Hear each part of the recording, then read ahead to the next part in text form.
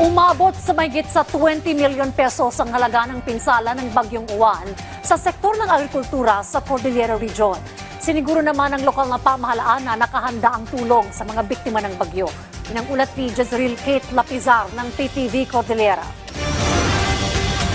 Umakyat na sa 16 ang kumpirmadong nasawi, 13 ang sugatan habang 2 ang patuloy na pinaghahanap sa Rehiyon Cordillera sa pananalasa ng Bagyong Uwan. Lahat ng mga namatay ay biktima ng pagguho ng lupa. 76 naman na mga bahay ang totally damaged at higit 1,000 naman ang partially damaged. Patuloy ang pamamahagi ng tulong ng Department of Social Welfare and Development Cordillera sa libo-libong pamilya na apektado ng malakas na bagyo. Sinisiguro natin na makapagbigay tayo ng tulong sa ating mga kababayan hanggang sila ay transition sa ating early recovery stage. Handa po ang DSWD na tumulong sa magbigay ng augmentation sa ating mga LGUs just in case na nangangailangan sila. Sa sektor naman ng agrikultura, umaabot na sa mahigit 20 million pesos ang inisyal na halaga ng pinsalang idinulot ng bagyo sa rehiyon, kung saan 937 na mga magsasaka at mangingisda ang apektado.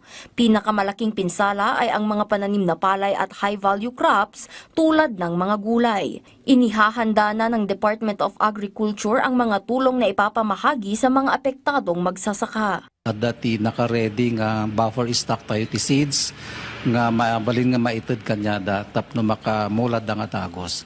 So ti aramida dagiti farmers tayo kat umasadagdalang ka dagiti municipal agriculturist tayo. Dagiti mat nga municipal agriculturist isubmit da kanya tayo ti hanagan wenno master list dagiti nga farmers so that ikan tayo iti buffer stock. Samantala, sa datos ng Department of Public Works and Highways, nasa 17 road lines at 84 road sections ang nakasara pa rin sa buong Cordillera dahil sa kabi-kabila ang landslides, natumbang puno at poste sa mga kalsada. Puspusan ang sinasagawang road clearing sa mga kalsada. Unti-unti nilang clear yung mga road lines natin para ulit magamit ng public. Mag-ingat po kasi kahit na one lane yung kalsada, at nagkaroon ng traffic at saka magkaroon ng landslide doon sa mga nakapilang mga sasakyan, yun ho ang dapat natin tingnan. Hindi rin nakaligtas ang mga paaralan sa rehiyon. Naitala ang 409 minor damage classrooms, 132 major damage at 88 totally damaged classrooms sa Cordillera.